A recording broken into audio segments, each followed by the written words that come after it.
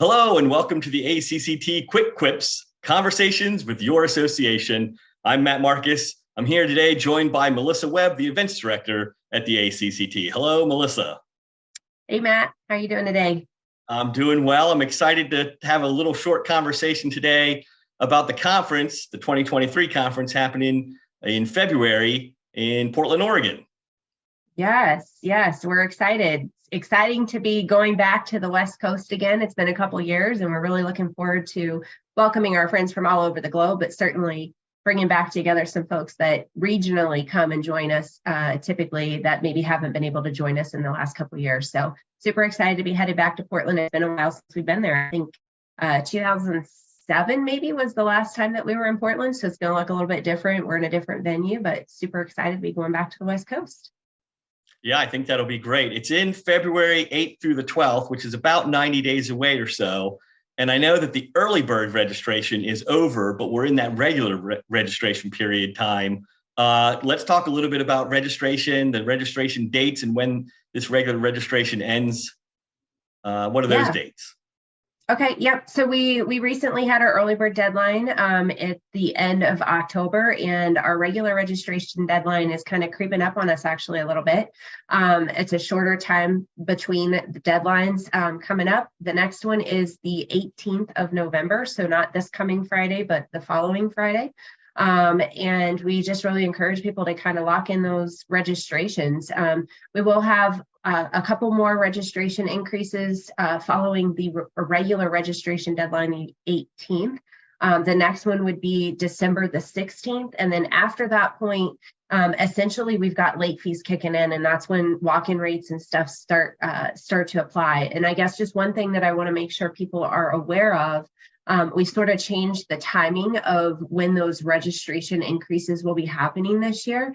So that last final reg increase will actually be happening in December. So I know a lot of folks kind of budget, some people budget on fiscal year, which is different than calendar year, but just something I want to make sure people are aware of when they're trying to figure out their budgets for their businesses.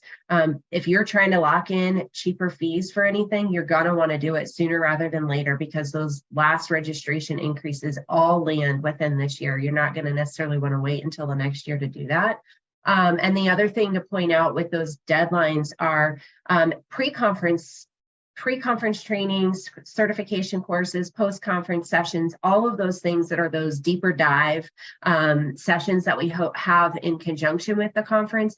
Registration fees for those also increase on the 17th of December. So definitely try to lock in those, look at that list, take a look at the offerings there. There's stuff happening from Tuesday through Thursday, pre-con and cert training wise. And then of course, we've got our inspector certification training happening on Sunday post-conference, along with a post-conference session with Tom Leahy training for mastery. So there's a lot of offerings there, but I highly encourage folks, if you're thinking about participating in one of those, do so, sign up for it early, because right around that time frame of the 17th of December, we're going to start looking at what the attendee numbers are and making sure that it makes sense for us to, go, no-go date for us.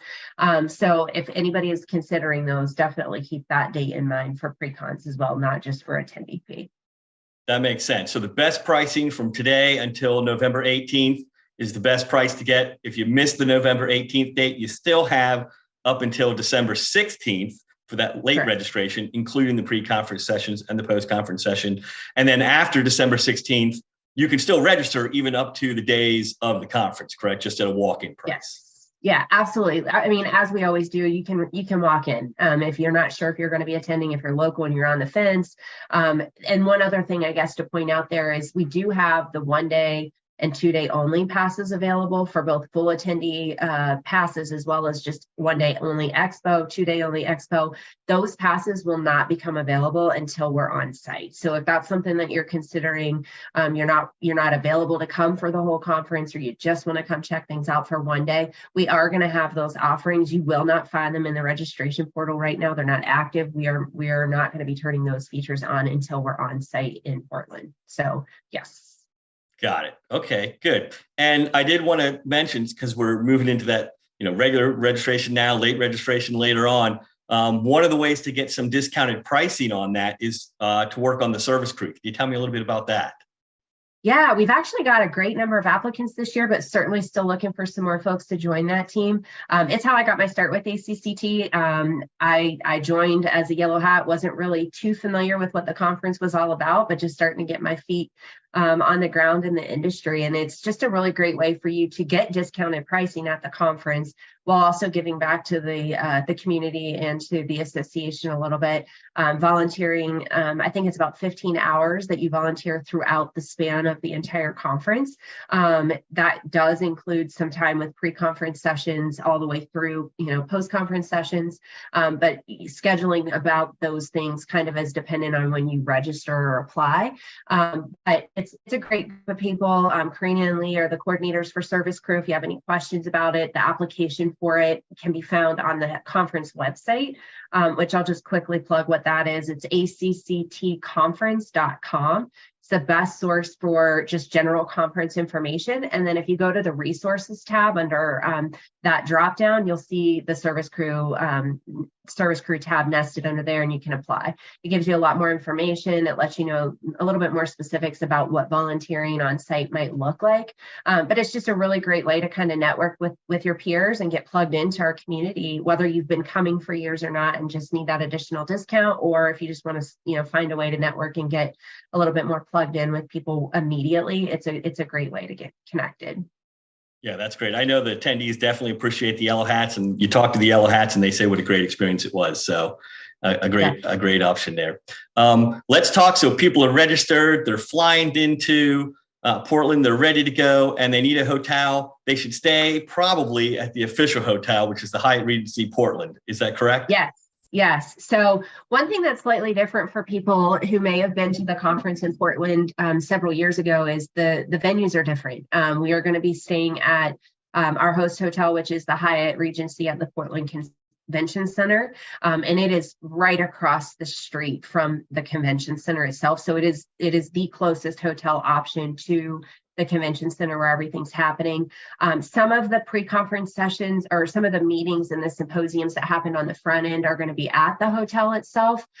Most of the bulk of the general conference stuff will actually be happening at that convention center, but it's super conveniently located. They've got some nice restaurants and stuff inside the hotel. And then the other nice thing about it is literally right in between the convention center and the hotel is the Max Light Rail. So for folks that are wanting to just kind of get into downtown, which is on the other side of the river, it's great access for you to kind of get around and explore the city and navigate that way. Can go into Publix and all those flagship stores that our community is going to want to check out while they're there, like the Columbia store and the Adidas store and all those different things. There's just so much stuff that's like right there. And having that light rail right there by the hotel is super convenient for folks as well. So a couple things I want to mention about the host hotel too.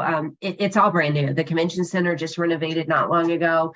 The hotel is brand spanking new. So it's really beautiful facilities. And separate from that, we have negotiated a pretty good group rate there. We're offering a couple of different opportunities for folks who stay at the host hotel. So if you are coming to the conference and you book, you make your, you register for the conference and you make your hotel registration prior to our cutoff date for our group block there, which I believe is January the 18th. If you book within the hotel prior to that date, then you'll get entered automatically into a raffle.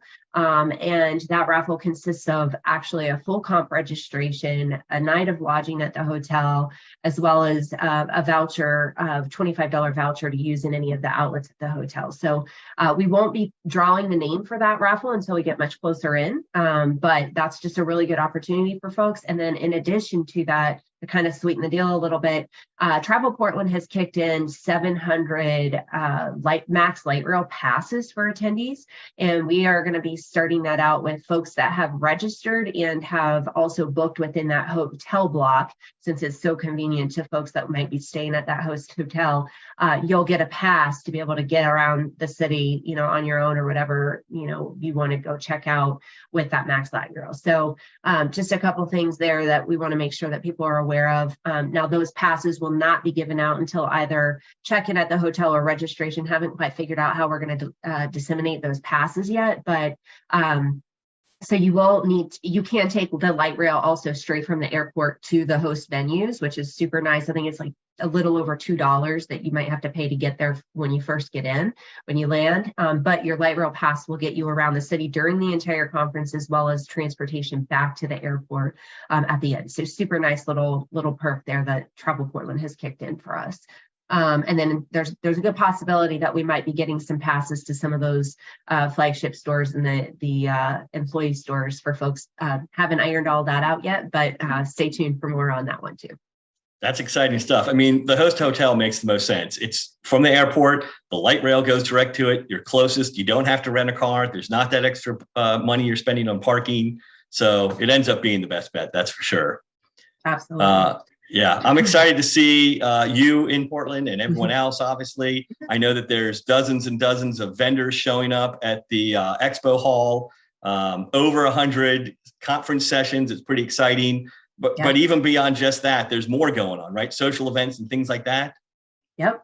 Yeah. So right now, Granite Insurance has locked in an after hours networking reception. Haven't ironed out all those details of specifics of where. So stay tuned again for that information. But we've got a fun networking opportunity with those folks. They sponsored that Thursday night. And then Friday night's networking reception is still open. If somebody's looking to sponsor something, that's a great opportunity for people to kind of gather. Our people love just being together. It really doesn't matter where we are. They just like to be able to have an opportunity to congregate and spend time together.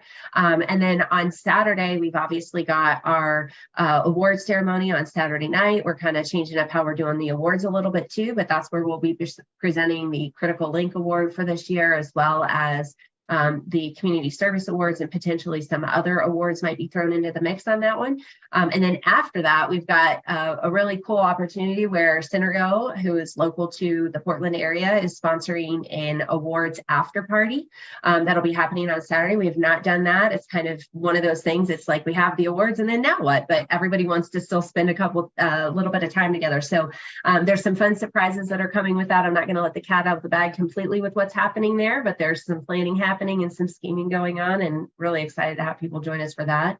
And then separate from that, of course, we've got our receptions inside the expo on Thursday night and Friday night. And then the Olympics will be happening inside the exhibit hall, much like we did last year in Cleveland. So really excited for all those just gathering opportunities and chances for folks to kind of have fun and play together. So yeah, I mean, this crowd it's a social bunch. They love to get together. And they love to interact, one-on-one. For folks, before we get to Portland, there's even a way to interact. I understand there's a new Facebook group. Yeah, a lot of people obviously take advantage of social media. We've heard through surveys and feedback and stuff that, the conference website is a great resource for people to get information. Of course, we'll have our conference app, which we'll be releasing as we get a little bit closer in, that'll have all the details and sessions and all that information. But a new resource that we have separate from just the main ACCT website or Facebook page, which of course will plug things here and there. But folks who know that they're going to be attending the conference and are just wanting to connect with others ahead of time who are going to also be coming to the conference, or to just get some more tips about the area and just things to know about Portland and how to navigate the city from local experts, or just from people who are coming in early to explore and connect ahead of time. We've created a Facebook group. It is open for anyone. You do have a couple questions you'll need to answer to be able to get in, but it's just another opportunity for people who are planning to be in Portland to come and just kind of discuss things before we get there, and share and help connect before we even get on site in February. So that's great. And we'll share the link here below for folks to be able to join that group. That's great. All right, this has been a good talk. We covered a lot of information, but if people still have questions that wasn't covered here today, who should they contact? Should they contact you, and how should they contact you? Yeah, I can get a little long-winded about all the details of this conference, as you can imagine. But if anybody has any additional questions separate from finding stuff on the website, feel free to email the event management team at events@acccinfo.org. We have a team of people that are kind of monitoring that email account. It's not just me, and we'll get back to you quickly with any kind of answers that we can in regards to things that you might still be trying to dig into a little bit before you make decisions. Well, that's great. Melissa, this was great information. There was a lot in there. They can also go to the actconference.com website, get more information there. That's wonderful. And I look forward to seeing you and everybody else in the association in Portland in February. Excellent. So excited to have everybody join us. Thanks, Thanks so Matt. much. All right. Bye-bye. Bye.